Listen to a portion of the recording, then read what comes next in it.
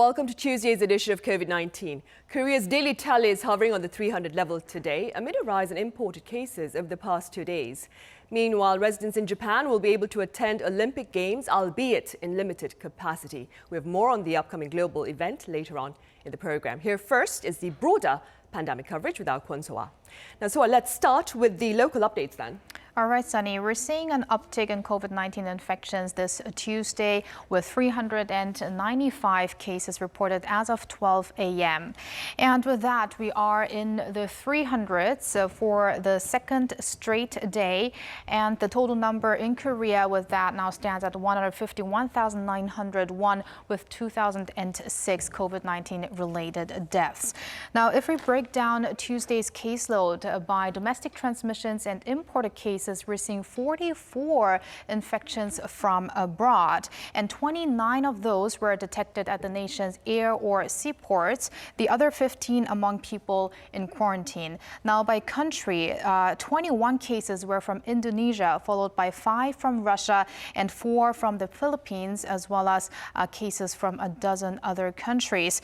Now, a rise in imported cases is raising concerns, especially over concerns of variant spreads. So let's take a closer look at the daily caseloads of imported cases. While we have been seeing a decline in domestic transmissions recently, for the past 3 days, imported cases stood in the 40s, and that happened for the first time here in Korea since the pandemic broke out last year.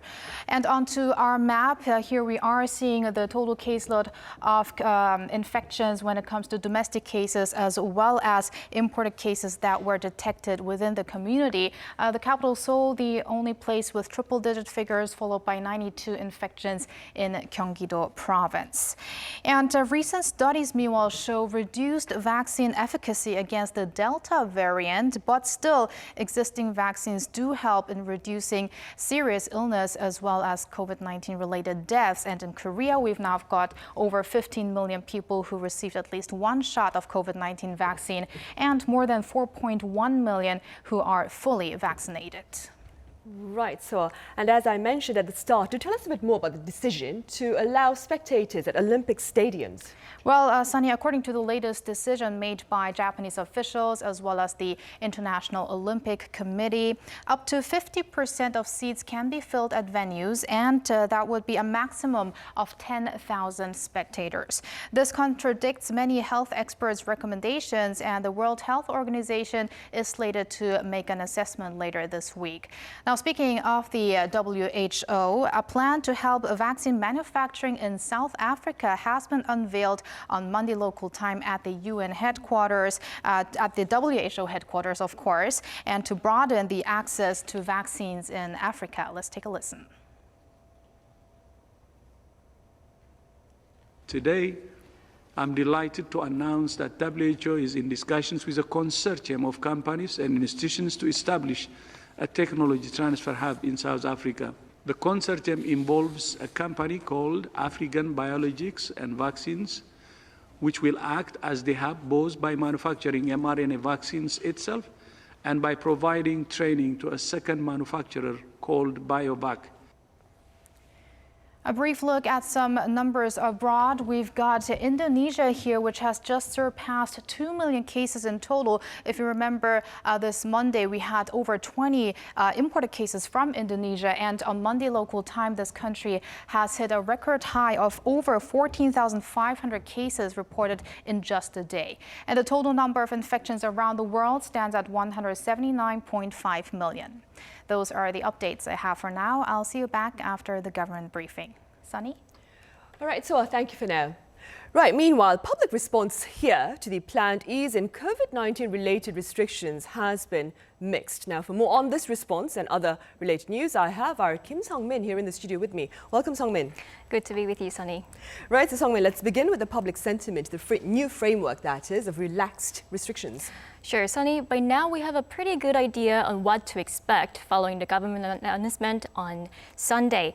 The biggest changes in the capital region will be the lifting of a ban on gatherings of 5 or more people and the closing hour for businesses being moved from 10 p.m. to midnight. For people like us, it was only a source of inconvenience, but for others, their livelihoods were at stake. Let's hear from restaurant owner, one of many who have been hard hit by the pandemic and also one of the happiest people to learn about these new changes. Due to current limits on private gatherings, there were a lot of difficulties running a business. But with the revised restrictions, we're hoping that this will help. I think our customers can eat with more freedom.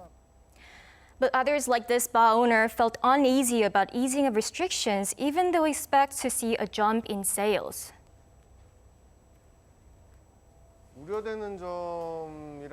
People could become too relaxed following the long period of restrictions. And I'm concerned especially because we sell alcohol. Also, it's hard to tell who's been vaccinated from those who haven't. Right, and that, of course, is an understandable concern. Now, moving on, Sungmin, what is the latest on our vaccination front? Sunny, Korea's vaccination campaign will be in full swing from the third quarter as the country begins to inoculate the younger portion of its general population between the ages of 18 to 59. That means the government will need to keep pace by securing enough doses. This shouldn't be a concern, according to health authorities, which said Monday that they expect to secure around 80 million doses in the third quarter. That's far more than enough to cover the roughly 23 million people who will be offered vaccinations in that period. Moderna and Pfizer shots will be the majority of inoculations planned for the third quarter, superseding AstraZeneca, which has been most widely administered vaccine in Korea up to now. Moderna and Pfizer also have shorter dosing intervals compared to AstraZeneca, meaning more people will be fully vaccinated sooner. And that could surely help the country achieve herd immunity sooner ahead of its initial timeline of November. Right, and staying with that, Sungmin, we are already ahead of schedule, right? Right, Korea has handed out at least one dose to around 15 million people, far more than original first half target of 13 million. Now the priority will shift to second dose vaccinations until mid-July before the campaign is broadened as we head deeper into the third quarter. Take a listen.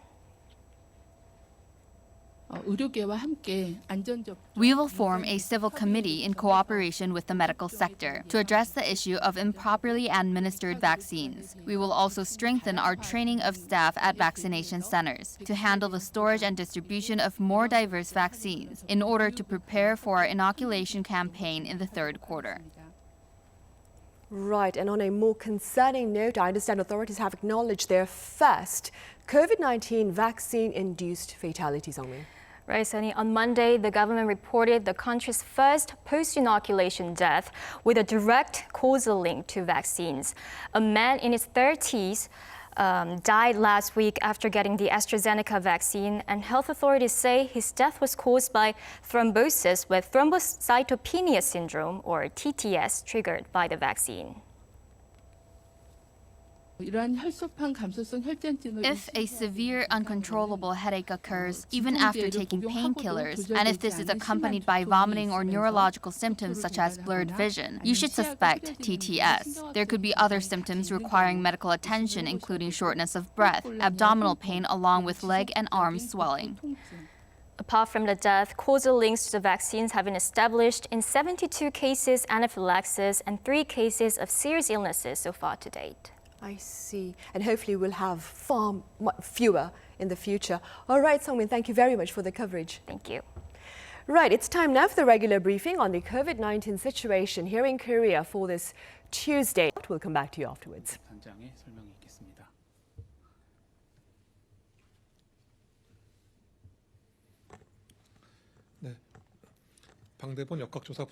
I am head of the epidemiological investigation team, and let us now begin our regular briefing for June 22nd, Tuesday. First of all, in a brief introduction, I would like to update you on the spread of the new variants globally. And starting from December, we have seen the spread of the virus, the new variants that is, and we are also monitoring closely on the new variant influx here in South Korea, and we are seeing a rise rise in the influx of new variants. And these new variants continue to emerge during the course of the pandemic and the COVID-19, especially after time passes, it mutates into various forms, and it has mutated into various forms. And according to the WHO, it has said that depending on the transmissibility and also the severity of the symptoms, and as for these new variants and strains that have an adverse response and effect on these aspects, they have categorized some variants as the variants of concern. And here in South Korea, we are also bolstering and intensifying our monitoring for these new variants, and we have been elevating our standard to about 15% of all of the infections here in South Korea, and we have seen the rate of infection of the new variants standing at about 39.6%. And globally, the Delta variant is spreading very fast, and as of June right now, we are seeing a 1.9% rate of these new Delta variant here in South Korea. However, we are also seeing a very high rate of foreign influx of 37%. And to this end, we will be also intensifying our monitoring and inspection of foreign cases and imported cases, and we will also carry out our vaccination plan for the latter half of this year. And this week, we also identified 261 new variant cases, an Alpha variant 233 cases, and 35 Delta variants have been identified. And among them, 34 were imported cases, while the rest of the 277 were local transmissions. And out of these local transmissions in Gyeonggi-do province, 35 have been reported. In Seoul and Daegu, 25 respectively have been reported. And as for the cluster infections, we had 13 new cluster infections, and Alpha involved 12 cases, and 1 involved the Delta variant.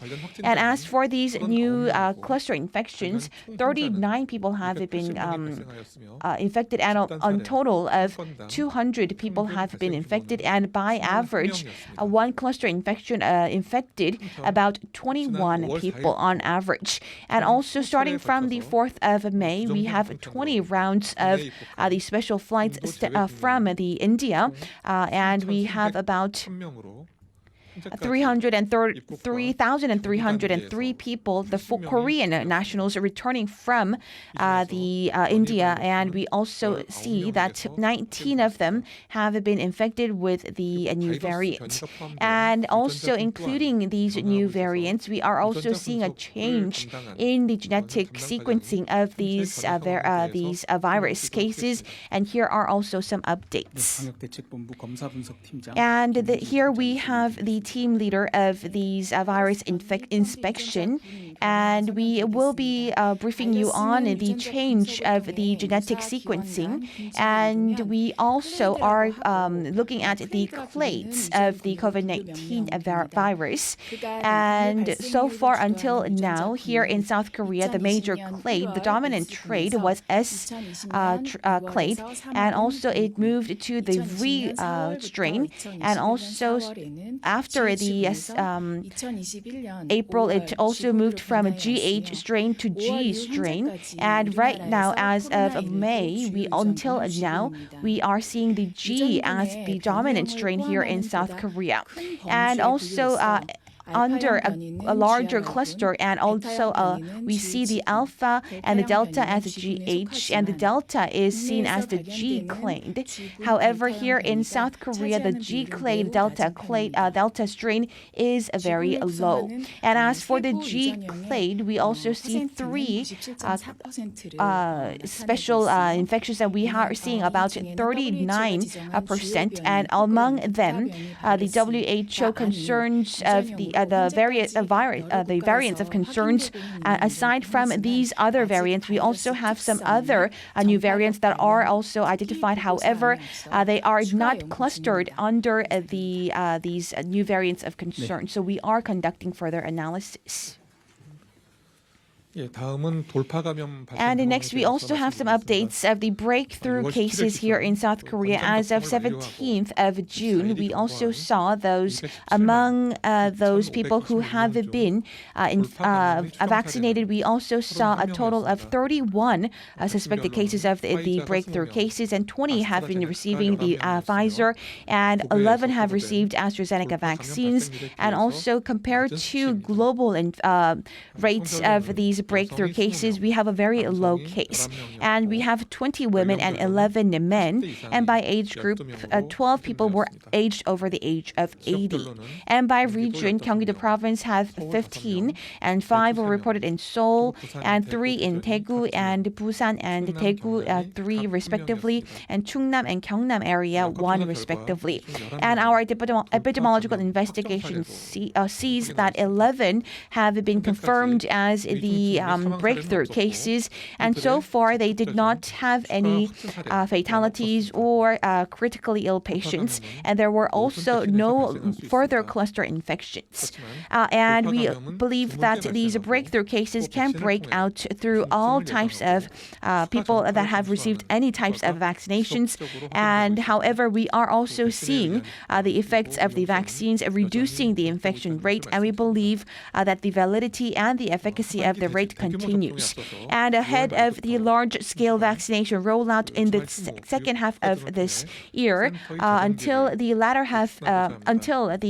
end of June, we will be also monitoring and revamping and also enhancing and improving our vaccination roles at these designated hospitals, and we will be fully prepared for our upcoming large-scale vaccination during the latter half of this year. And to this end, at the local local health communities as well as hospitals, we will make sure that these personnel get good rest. And also, as for the designated hospitals, we will also provide on-site education and training as well. And next, as for the supply of vaccines, here are some details. As for the delivery of the vaccines, we have the Pfizer vaccines, about 650,000 vaccines to be arrived here in South Korea on the 23rd of June. And this makes it out of the 7 million vaccine doses to arrive from Pfizer, more than 6.5 million will be arriving here in South Korea, with the rest also arriving very soon. And lately, we are also very much concerned of the Delta variant, which is spreading very fast globally and becoming a dominant strain in many parts of the country. And compared to the Alpha strain, it is much more transmissible, and we are very much concerned about this new variant. However, in order to contain the further virus spread, it is very important that we are fully prepared to respond against a possible spread of this virus, and we must be based on the scientific evidence as well. And in the UK, the country is now witnessing another resurgence of the outbreak, and 90% of these new infections involve the Delta strain. Nevertheless, if you look at a closer look at the UK data, about 86.1% of those who have been hospitalized did not receive the second dose of the vaccines, and among them, a majority of them also did not receive a single dose as well. And we see that through these material, how effective the vaccination could be. And as for the new variants as well, we also very much want to highlight the importance of vaccination here in South Korea. And if you are the eligible recipient of the second dose, please also get your vaccines in schedule as well. And also, after the first dose inoculation, if you are not administered with the second shot, you are not able to expect a full efficacy of the vaccination. And due to prolonged COVID-19 outbreak, we believe that there are many people with relaxed precautions against the virus. And it is very important that we continue to preserve and practice our daily quarantine rules, including wearing a face mask and also personal hygiene measures, as well as getting tested if you have any symptoms. And the quarantine authorities will also make sure that we enable a safe rollout of the vaccine and contain the virus going further. Thank you very much. Right, there was Lee Sang-won with Tuesday's afternoon briefing. Soa, what did he have to say? He started with the concerns regarding variant outbreaks here in the country and stressed that the government is intensifying monitoring of variants as well as DNA testing regarding COVID-19 infections that are suspected of being variant cases. And in the past week, 261 new variant infections were confirmed here in Korea. That's 223 alpha variants, 2 were the beta variant, 1 the gamma, and 35 were the Delta variant, and that's especially rising concern here in Korea. And also there were 227 domestic infections of the variant cases and 34 imported. So that's why the government is doing its best to contain the spread, especially regarding the variants. And there was also some updates on the vaccination front regarding breakthrough cases. And there were 31 breakthrough cases, suspected breakthrough cases found so far here in the country, but the official mentioned that it's a very low percentage compared to other countries. And also these did not lead to any serious illness, death, or another transmission to other people. Which is why vaccination is important then. Of course. All right, Soa, thank you very much for that. My pleasure. Right. A rather intriguing phenomenon has been taking place amid the pandemic here and elsewhere as a growing number of people seek comfort through cleaning and decluttering homes. Do take a look. This is a video of a stay-at-home mom in Korea cleaning her kitchen, bathroom, and other surfaces around the house. The video, which has little in the way of dialogue, has been watched by over 3 million people. Her videos have also been a hit with foreign audiences, turning this ordinary homemaker into a social media influencer. It's not just simple cleaning videos of homes being tidied up that are popular, but also extreme deep cleaning videos of very dirty homes being turned into a spotless place. 일단 눈에 보여지는 게 자극적이고 비포 애프터 사항이 극명하게 나타나는 부분이다 보니 청소 과정을 보면서 확연하게 복원이 되는 순간을 보고 쾌감을 느끼기 때문에 관심을 가져주는 게 아닌가 싶습니다. 센세이션한 그런 장면들이기 때문에 이제 호기심과 흥미로움을 유발하는데요. 자신이 청소 상태가 불량한 줄 알았더니 더 심한 상태가 있었구나라고 하면서 오히려 자기의 일상을 편안하게 위로하려고 하는 그런 심리도 작동하고 있다고 볼 수가 있겠습니다. The trend is a global one, and its popularity has been fueled by the COVID-19 pandemic. Since last year, around 50,000 videos have emerged with the hashtag #CleanWithMe on YouTube. So how are psychologists explaining this phenomenon?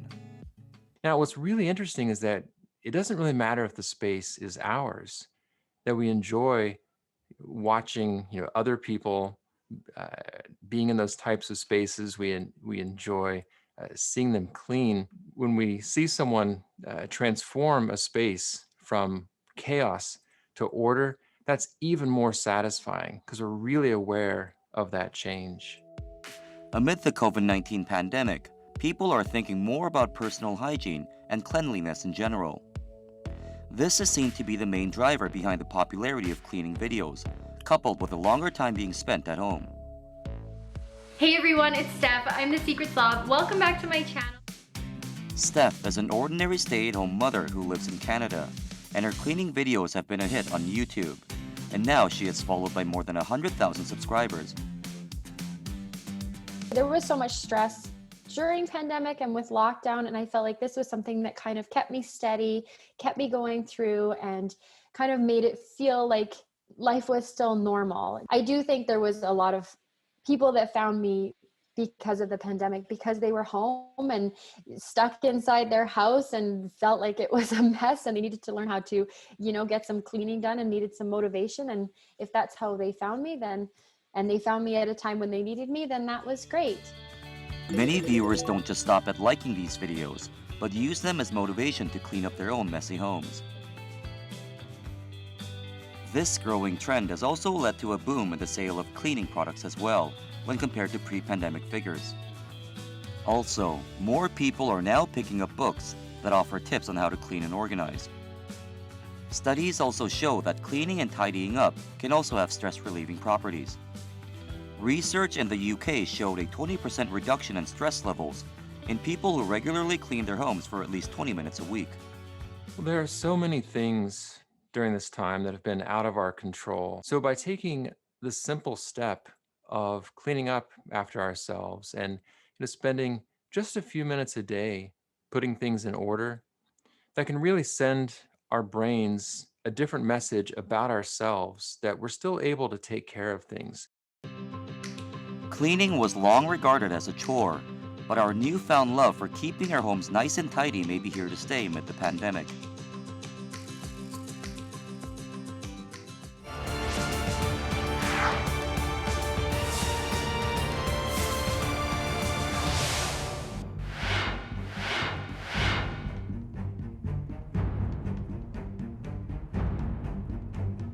안전安心の大会について私から説明をさせていただき、全首脳から大変力強い指示をいただきました。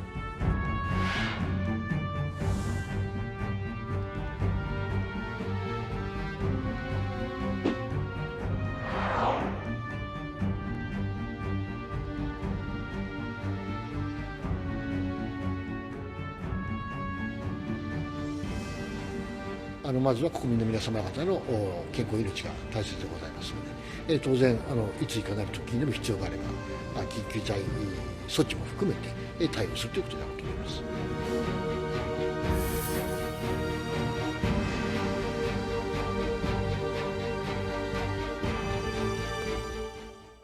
Organizers of the Tokyo Olympic Games have set the cap for spectators at 50% of a venue's capacity and up to a maximum of 10,000 people. Now, the announcement comes about a month before the Games kick off. And for more on this, I have Yu Ji-ho from Yonhap News Agency here in the studio. Welcome back to you. Thank you for having me. And joining the session virtually is Hiroaki Wada at the Mainichi over in Japan. Good to see you again, Hiroaki. Thank you for having me. Meanwhile, over in Switzerland, I have Michael Payne, the head of Payne Sports Media Strategies, who was also the former head of the marketing division of the IOC. It's a pleasure to have you with us, Mr. Payne. Great to be with you. Right, then we'll start here in the studio. Gio, let's start then with the details about athletes who have already arrived in Japan and a bit about the agenda ahead. Right, we have the Australian women's softball team actually traveling to Japan on June 1st. So they were the first international delegation to travel to Japan. And over the weekend, we had a team from Uganda traveling also. But one member of the delegation actually tested positive for COVID-19. So that was the first case of infection involving an international athletic delegation competing at the Olympics. Now, that member is currently staying at a government control facility. The rest of the team have traveled to Osaka, which is their host city during the training camp. So this has fueled a little bit of concern about mass infections going forward. We've got just 2 countries right now training in Japan, and what's going to happen when tens of thousands of more athletes will travel to Japan later this month or early next month. So there's a bit of a concern, and that's not even counting other members, other people who are participating in the Olympics. You're talking about members of media, Olympic family, sponsors, and whatnot. So I guess this level of concern will probably never go away, I think, until the end of the Olympics. Right. And what conditions, Chio, need to be met for people who want to partake in the Olympics? And keeping that in mind also, how is Team Korea preparing for its own departure? Surprisingly, vaccination is actually not mandatory for the athletes. It is recommended where available. In countries where vaccines are available, they're recommended to take them. South Korean athletes have all been vaccinated, and that includes the officials and the coaches and even invaluable training partners for certain sports. So whoever is traveling to Tokyo for the Olympics, whether they're actually taking part in the competitions, they have been vaccinated. And as of last week, 196 athletes from Korea in 25 sports have secured their spots. In some events, there's still a qualification process going on. For example, men's basketball will be later this month, so the number could go up a little bit. In terms of traveling schedule, different sports start on different days. For example, men's football will begin a little before the opening ceremony, so they're going to travel a little earlier. Some other events that start a little later in the competition, they're going to travel a little later. But I think the main batch of maybe a few dozens of athletes will travel together on the same day. And then there will be a team launching ceremony scheduled for July 8th at the Olympic Park in Seoul. Right. Meanwhile, Hiroaki, we have about a month to the start of the Olympic Games. Has there been a shift in public sentiment to the upcoming global event in Japan? Well, my newspaper, the Mainichi, just had an opinion poll. And compared to May, the number of people who want the event canceled or postponed decreased by like 20 points. But at the same time, the number of people who want the event to be held without spectators more than double, from like 10 something to 31%. So that means that as the event approaches, people become kind of resigned to the fact that it's going to be held anyway, but they are still concerned about the potential health risks caused by the event. So that's why you see a jump in the number of people who want the event to be held without spectators. I see. So I would say that the general sentiment, by describing it in 2 words, is that concern, resignation. People are concerned. They don't want the event to be held if it's possible, but it's not impossible considering many circumstances, so they resign. I see. Now, Mr. Payne, then, you were at the IOC for some 2 decades, and I understand you've been credited with turning it into a financial success. First, then, Mr. Payne, what do you believe is the significance of hosting the Olympics amid the pandemic? I think Japan has the opportunity to still surprise the world and stage very special and magical games. On the health matter, that both the government and the IOC have put in incredibly strict protocols and controls. It's true, not everybody, vaccination is not mandatory, but I think between 80 to 90% of the people traveling to Japan will be vaccinated. Before you can get on the plane, you have to do 2 tests in the previous 72 hours. You're tested on arrival, and then you're tested throughout the games, and the games operating in a complete bubble. I think there's been a challenge within Japan to effectively communicate the strength of the protocols, but the message I think is getting through that you will be able to stage successful games. I saw another poll a few days ago that was showing that in May, 80% of the people were opposed to staging the games. Now it is less than 30%. And frankly, I believe that by the time the games take place, the Japanese people will pull behind. You saw what happened when the Australian softball team arrived. They were welcomed and supported. So clearly the situation is fluid. It's the most challenging build-up there's ever been to an Olympic Games. But as I said, I think in the end, Japan will surprise the world. And in the same way as in 1964, the Olympic Games established brand Japan on the world stage, I think, again, Japan will be a symbol of the world starting to pull through and overcoming this terrible pandemic. Right, hopefully. And as part of such efforts, though, to ensure a safe event, Gio, I believe organizers have disclosed a stringent set of rules to be respected by athletes as well, like Mr. Payne has said. Please tell us a bit about the rules and their penalties then. Sure. Well, they've released this set of protocols called the playbook, but there's nothing really playing about this set of rules. This is actually very serious. Basically, follow the rules or else. The penalties that the athletes might face for violating these rules will be anything between warning and a monetary fine. And there could even, in some extreme cases, the Japanese government has the right to deport these violators. You look at some of the rules here. The athletes must agree to have their location tracked by GPS system. They must sign a pledge to relieve the IOC of any responsibilities for certain situations. And they have to stay off the public transit, for instance. And also, there's not going to be a lot of mingling at the athletes' village among the athletes. And I think that kind of deprives people of one of the fun parts of being in the Olympics. Right. Not everyone is going to win medals.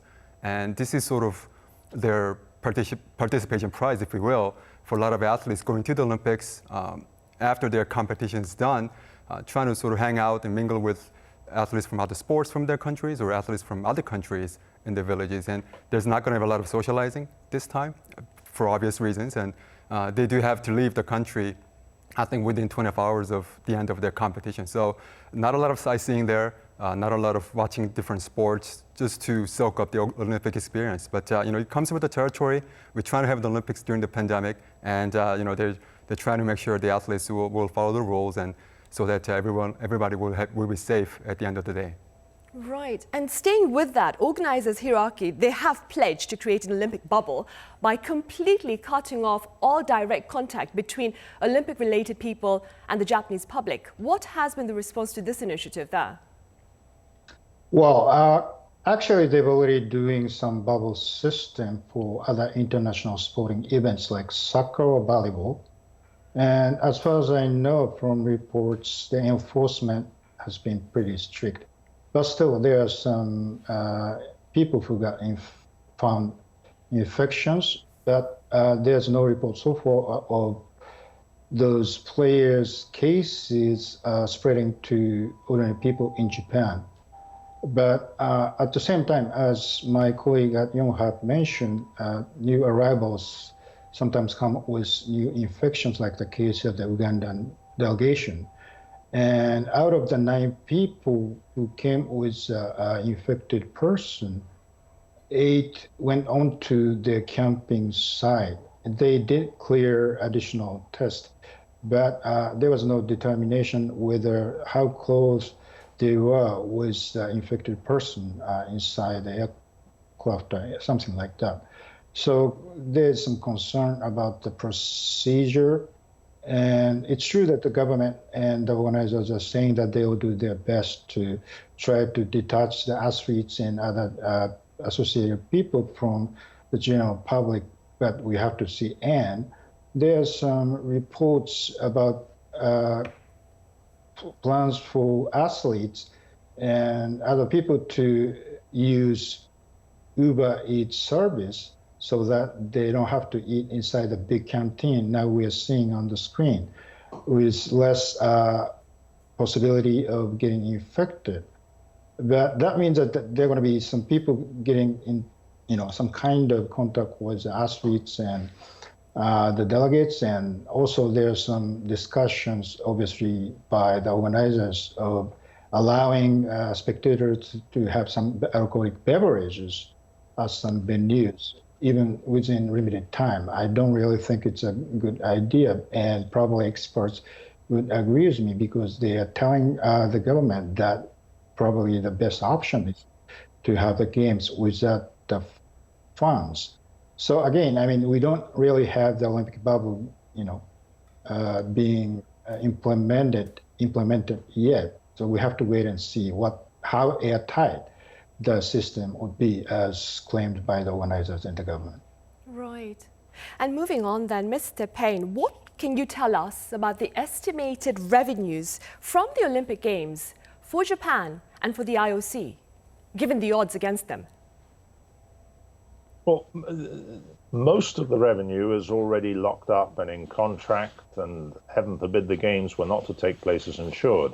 And that's the revenue from broadcasting, the revenue from sponsorship. The one revenue source that remains fluid is the ticketing revenue that the Japanese organizers receive.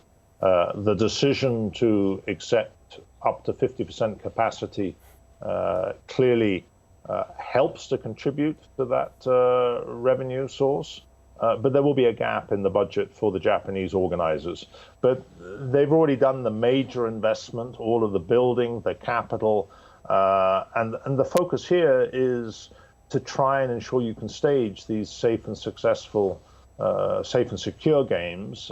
You heard about the protocols your 2 presenter colleagues sort of just described. That they are very tough, very strict, and effectively cutting off all contact between the visitors from abroad and the Japanese public. And I think in the end, the real return and benefit that Japan will see is having successfully staged these games, staged a very successful games. I mean, I received reports yesterday from America that they're expecting the TV ratings and excitement of these games to be some of the highest ever. And if that happens, that will be a tremendous, unique platform for Japan still to present its culture, its history to the world. Right. Staying with that, Chio, what are your predictions with regard to Team Korea's performance at the Olympic Games now? Yeah, with the Korean delegation, the stated objective is to try to win 7 or 8 gold medals and finish in the top 10 in the medal race. And Korea has done that at every Summer Games since 2004 in Athens, and they're trying to make it keep the streak alive. And if you look at some of the sports that Korea has been traditionally strong at, archery and taekwondo, and fencing Korea has done well in recent Olympics, and a lot of I think some of the gold medals actually could come very early. In fact, one day after the opening ceremony, July 24th, that's when archery, fencing, and taekwondo get underway. I think Korea optimistically could look at maybe 4 gold medals in that day alone. So if they set the tone early, I think the hope is the rest of the delegation will pick up from there and then build on their momentum. Archery, taekwondo, again, could maybe bring home about 4 or 5 gold medals. And then you look at some of the more popular professional sports, baseball and football, they're medal hopefuls as well. And baseball in particular, they are the defending champions in the Olympics, baseball, but 13 years apart. The last time baseball was played in the Olympics was 2008 in Beijing. And the Korean team has the same manager from 2008. A couple of players who also played in 2008, they're back on this 2021 team. So they're going to try to recapture the glory this time also. And football, bronze medal was the best performance so far back in 2012 in London. They're going to try to top that. And then, I think one sort of under the radar medal contending sport will be the modern pentathlon for Korea. I think maybe if the Olympics were held last year, one of the Korean athletes, Chun Dong-tae, might have been in a better position to contend. One extra year of, waiting and training. We'll see how that affects him, maybe some of the other athletes as well. Right. And Hiroaki, going back to what Mr. Payne had said, what would be the implications of a successful hosting of the Games? But then again, what would also be the possible repercussions of a failed event, in your opinion, Hiroaki? Okay, it's a big question. And for some people, the event is already a failed one. Because it's not generating the kind of economic impact many people had expected. And also some people are really concerned about the health implications of having this big international event in the midst of very deadly pandemic. It would be great if the games are completed without many people getting infected because of having the event. And that would be a victory for many people involved in frontline work to contain the virus. And I would have to applaud that. But at the same time, you cannot really ignore the widespread sentiment among Japanese people that they are really, really disappointed by the way the games are being organized and pushed to the Japanese public when they are so worried about this pandemic, but the government is adamant about going ahead with it. The organizers are the same, and there are some what many Japanese people perceive as very insensitive comments coming out from top IOC officials. So, I mean, for Japan, Olympics had always been a special event because the first one we had in 1964 was something that heralded Japan's return to the international community. And it was a venue to show to the world that Japan is doing very good economically and in other aspects. So there have been, I would say, there have been a long-term belief in the Olympic movement and Olympic ideals, and many people still want to keep their support for the kind of ideals. But what happened in the run-up to the Tokyo Games this time around have been, I have to say, very disappointing. Right. Meanwhile, Mr. Payne, one final question to you then. What are your words of advice to all those involved to ensure a safe and secure Olympics this time in Japan? Well, I think, first of all, the advice is to follow the playbooks, the rules that have been presented, because that's what ensures that you can control and stage the games in a safe and secure environment. I think the public support will turn. Interestingly, you referred to the '64 Olympic Games, and they were a defining moment in Japan's history. But in the build-up to those games, many Japanese people were opposed because they were nervous that Japan might embarrass itself on the world stage. But they went on to surprise the world, and they were great games. And I think in the end, the same will happen here. I think at this stage that the focus is to get to the opening ceremony, because in the build-up to every Olympic Games, you have increasing challenges and problems. You forget 4 years ago, building up to Rio, there was the Zika crisis, the health crisis, and people were calling for the cancellation of those games. Everybody forgets that now. What they will remember is the tremendous sporting achievements, the athletes, and the presentation of the country to the world. And the economic benefit is not about the 17 days. Often hotels and restaurants, they see a reduction in their return. The economic benefit is about the decade that follows. And I think Japan will still be able to see that benefit with increase in tourism, with a redefinition of brand Japan. And those are benefits that come long after the closing ceremony and long after, hopefully, that the pandemic has passed on. Right. Hopefully, Mr. Payne, your optimism becomes a reality for Japan. All right, then thank you very much for your thoughts, Mr. Payne. Thank you so much, Hiroaki, for your time and thoughts. And Chio here in the studio, thank you for being with us today. Thanks for having me. Right, well, that brings us to the end of this edition. Do seek to limit your chances of contagion by abiding by all safety precautions. Thank you for watching.